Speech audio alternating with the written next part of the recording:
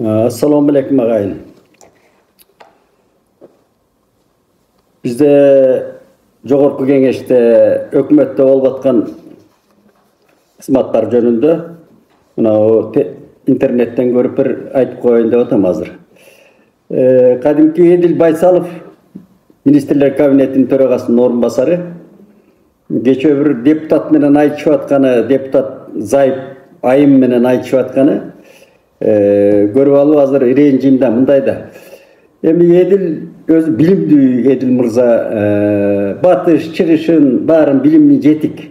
Ана жанагыдай упрямый дейт орусча айтканда түз чапкан, түз сүйлөгөн мүнөздөрү бар. Аларды мен колдойм. Ошондой жазакерленбей эчкимге тигиндей мындай. Ана кээде мынандайда бизде бул диалог жетишпей атат мына бийликке. Биздин бийликке ушу диалог жетишпейт да, монотонный, мен да монотонный сүйлөйм. Бирок мындай фактылар менен, мындай журналисттик ыкмага салып сүйлөп атпайм. Эми саясатчы, мамлекетти башкарган адамдар жалаң эле монолог өгөнү болсо чатак болот. Диалог керек, аба менен суудай. Айрыкча демократиялуу мамлекет курабыз деген, ошо айкын жолдо биз ачык айкын коом түзөбүз деген башчылар, мамлекет башкарган адамдар ушул жагын эске алса деген сөздө мына Эдил мырза да кечээ ушул бир болбогон суроолорду ошол өдө төмөн кылып жөн айтпай, анан депутат Айым менен кайым айтышып атат. Эми жанагы врачтардын, медиктердин айлыгы жөнүндө да. Анан эми ал көбүктүн кереги жок азыр. Көбүккө тойгон кыргыз. Жалаң тумандуу, жанагы көбүртүп жабыртып айткан, кичинекей ишти да көбүрткөн, ал эл көрүп турат да, анын эч зарылдыгы жок. Азыркы бийликке зарылдыгы жок. Мына президент өзү айтып атат, УКМКнын жетекчиси эмне деген иштер жасап атат, колдоп атабыз. Азыр чоң реформа, революциянын жаңы башаты башталды. Эми ошону ылдыйкы звено деп, мына Эдил мырзалар да айтат, ылдыйкы звено деп, чоролор деп, эскиче тил менен айтканда, вазирлер деп, падышалык тилдер менен айтканда да. Эми вазир жакшы, хан жакшы деген ошол. Анан эми ошондой билимдүү кызматкер, жетекчи, анан болбогон эле бир ажиотаж жасап, элдин кыжырына тийип, анан жанагыдай иштерди көбүк кошкондун эч зарылчылыгы жок да. Ал жакшы эмес өзү.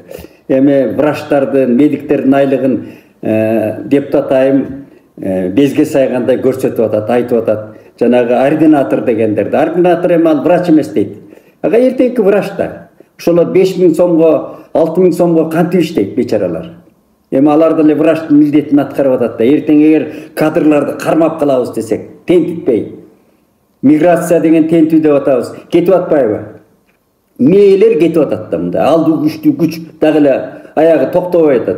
Себеби бизде өндүрүш жок, өнөр жай калыбына келбей атат. Өнөр жай деген бул миграцияны токтото тургандын, анан байгерчилик турмушту стабилдүү, ыргактуу акыбалга алып келе тургандын бирден бир өбөлгөсү өнөр жай.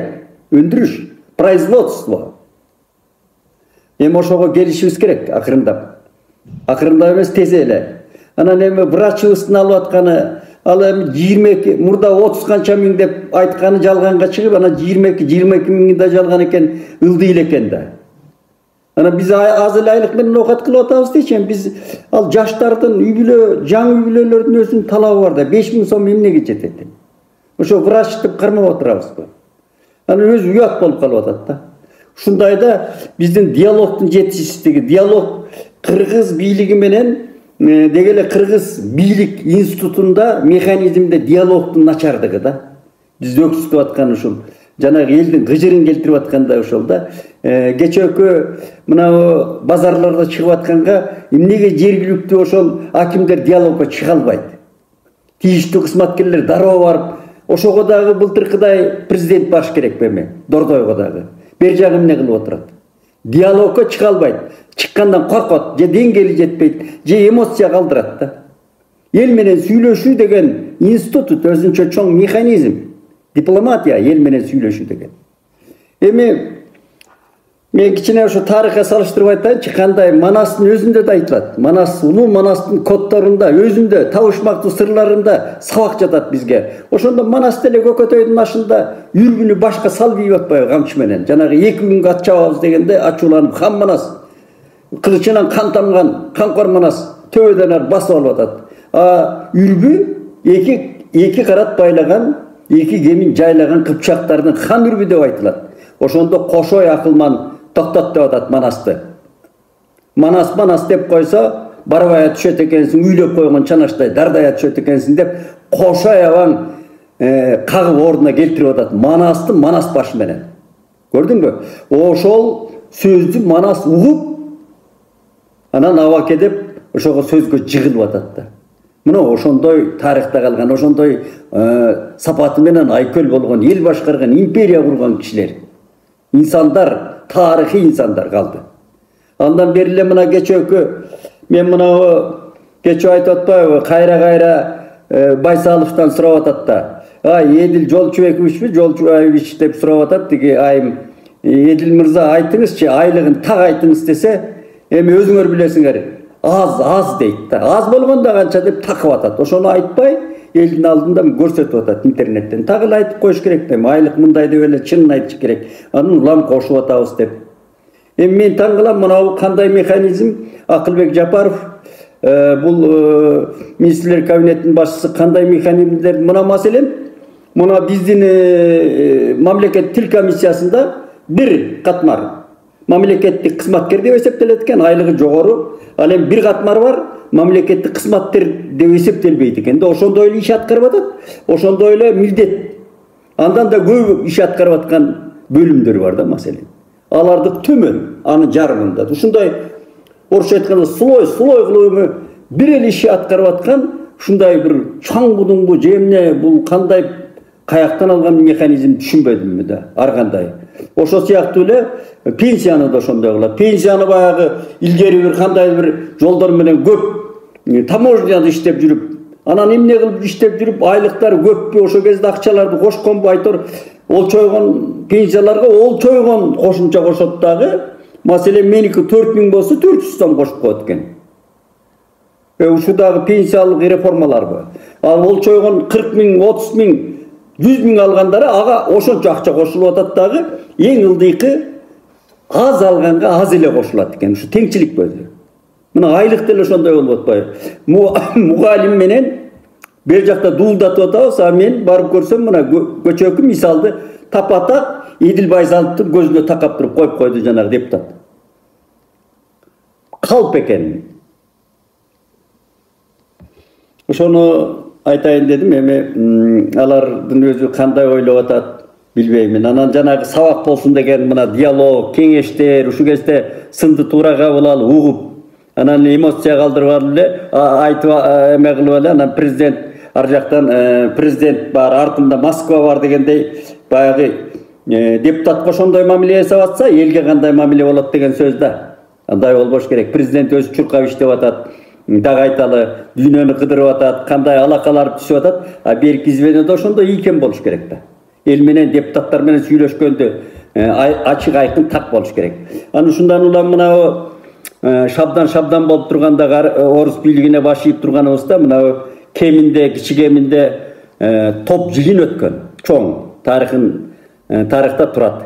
Ошондо Шамен, Куугулак Шамен деген болгон, мына кадимки Ормон хандын бир тууганынын баласы, Ормон хандын колунда, Ормондун колунда чоңойгон кыйын дипломат, Кокон хандыгына чейин дипломатия кылган киши Шамен деген чоң акылман киши болгон. Куугулак деп кулагы жаргактай киши экен, жука. Ошондон Куугулак деп тарыхта калды. Мына ошол Шамен анда карып калган, үйүндө көп чыкпай калган кезинде шабдан жыйын өткөрүп, орус бийлигине таянып туруп, анан көлдүн башында бугулар чакырып туруп, анан Ормондун кунун күн тартибине кийирген экен да ошону кезебиз деп. Анан Шамен угуп алып, Кочкор өрөөнүнөн анан атайын келип атат. Шамен анан агесе топ жыйын, азыр курултай деп атпайбызбы, кыргыздар топ жыйын деген, анан бир жумагабы бир топ мөөнөткө, күндөргө созулат. Анан Шамен келип чыгып, анан ээнге чакырып алып Шабданды. Шабдан сыйлайт да, баласындай болгон. Шамендин абырою бар киши болгон. Анан чакырып алып, Кызылдуманам деп эркелетип аны. Шабдандын Кызылдумана деген мындай каймана аты болгон кличкасы. Анан Кызылдуманам кандай иштериң десе, жакшы аба дейт. Жакшысын угуп атам, эми сен бир каңшар угуп келдим, чымбы калппы, Ормон бабаңдын ушул кунун доолап күн ушундай кезет экенсиң ушу жыйында десе ошондой болуп атат деп турар. Ошондой болуп атса болуптур, сен ормондун кунун ушул топ жыйында чеч. Куну канча сен эсептеп көрдүңбү? Куну канча кесип атасың? Канча эмне деп кесип атасың? Десе көп дептир. О көп болгондо айтчы эме. Кече ушу Байсаловду сурагандай да депутат сураса аз деп атпайбы, аз деп так айтпайт. Ошол сыяктуу мен мындай тамаша иретинде айтайынчы, анан көп болсо айтчы десе айта албай койгон экен. Көрдүңбү, көптөн башка сөз айта албайсың деген экен Кайран Шамен абабыз. Көп болгондо сен так айта албай атпайсың, мына кантип кун кечесиң дептир. Кун кесесиң, кунду кантип аласың эми, көптөн башканы айта албайсың. Мына кесинде ормонду өлтүрүп алганда, жанагындай чатак болгондо мен кун кескем ошо ормондун кереси менен. Анда жаш элем. Ошондо деле өлөр ормон өлдү. Эми ошондой кырсык болду. Ошондо өчөгүчтен эр өлөт дегендей, хан өлөт дегенде өлдү. Бирок эл кырылып калбасын деп мен төтө жолун да көрсөтүп кескем.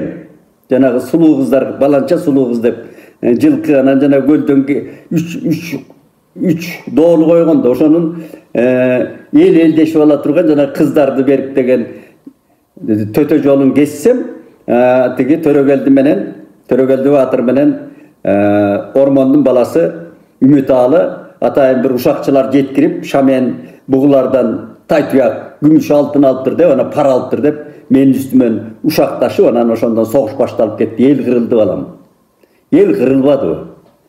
Анан эми ел кырылып кун төлөнгөндөй болбоду. Ортодо канча миңдеген адамдар өлдү, каны төгүлдү бей. Ошо бейажал кеткен өмүрлөр, ормондун куну ошолор. Хан ошондой туугандан өлөт экен, хан ошондой жоодон өлөт экен, бирөө жаздыктан өлөт экен, бирөө суудан өлөт экен, бирөө оттон өлөт экен. Эми сен тилимди алсаң бул күн тартибинен алып сал. Ал бүткөн жумуш. Кан төгүлдү, бүттү ортодон. Анын өтөлүнө чыккандай деле болду. Эми сен аны кайра чуап чыкпа. Жарат бүтүп баратканда. Анан кийин мына так айтып жүр, андай кесе турган дооңду так айтып жүрсөң болжобой айтпай. Деп акылын айткан экен Кайран Шамен. Анан эми эртең бугудан да сендей бир шабдан чыкса, ал башканы жасайт. Анын тукуму башканы жасайт. Анан сен аны унутулуп кетип аткан эл өмүрү менен төлөдү. Ормонхандын кунун. Анан тилимди алсаң токтот деген ошону акылман Шамендин сөзүн акылман шабдан угуп токтоткон. Шундай жүйө, шундай кеңештер атам замандан бери кыргыз турмушунда келатат. Жомокторунда, эпосторунда, салт санасында, койчу бардыгында айтылып, макалалакабында айтылып келатат да, ошону мына эл башкарам деген мырзалар окуса, укса, анан ошол диалог деген болот. Элге диалог менен сүйлөшкөндү үйрөнүш керек да. Тез-тез мынагы дүйнөдө диалог менен, ачык айкындык, чындык менен гана биз жакшы турмуштарга жетебиз, тең болобуз. Аманчылык болсун.